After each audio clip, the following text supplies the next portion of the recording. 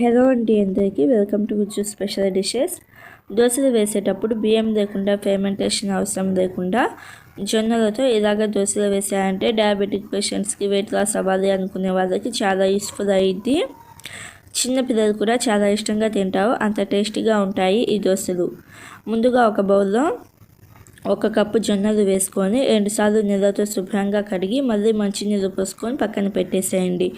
నేను తెల్ల జొన్నలు తీసుకున్నాను, మీరు కావాలంటే తెల్ల జొన్నల ప్లేస్లో పచ్చ జొన్నలు అయినా తీసుకోవచ్చు.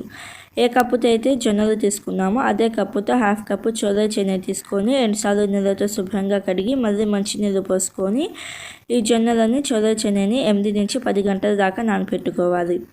నేను మార్నింగ్ దోశల కోసం నైట్ నానబెట్టాను. నెక్స్ట్ డే మార్నింగ్కి చూపిస్తున్నాను చూడండి. బాగా నానిపోయాయి కదా. ఈ నానిన వీటిని ఒక మిక్సీ జార్లోకి చోలే చెనైని నీళ్ళతో సహా వేసుకొని జొన్నలలో ఉండే నీళ్ళు మొత్తం వంపేసుకొని జొన్నలను మాత్రమే మిక్సీ జార్లోకి వేసుకొని ఒక రెమ్మ కరివేపాకు, ఒక పచ్చిమిర్చిని సగానికి తుంచుకొని వేసుకోండి. అలాగే 1 ఇంచు సైజ్ అంత అల్లం పైన పొట్టు తీసి శుభ్రంగా కడిగి వేసుకోండి. 1 టీ స్పూన్ జీలకర్ర, అలాగే 4 టీ స్పూన్ల కొబ్బరి తురుము లేకపోతే కొబ్బరి పౌడర్ 4 టీ స్పూన్లు వేసుకొని ఉప్పు 1/2 టీ స్పూన్ వేసుకొని మెత్తని పేస్ట్ లాగా గ్రైండ్ చేసుకోవాలి.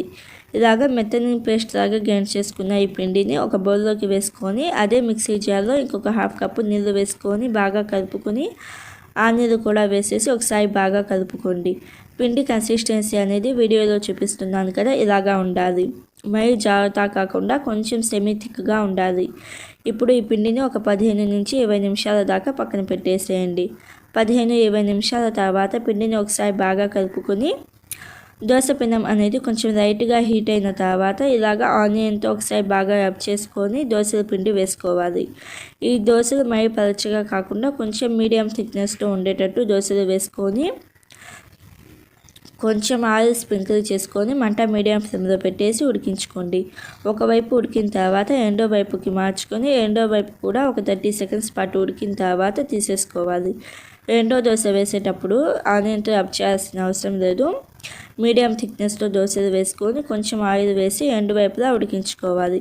అంతే అండి, సింపుల్ కదా. దోశలు అయితే చాలా టేస్టీగా ఉన్నాయి, చిన్నపిల్లలు కూడా చాలా ఇష్టంగా తింటారు, హెల్తీ కూడాను. ఒకసారి మీరు కూడా తప్పకుండా ట్రై చేసి మీకు ఎలా వచ్చిందో నా కామెంట్ బాక్స్లో చెప్పండి.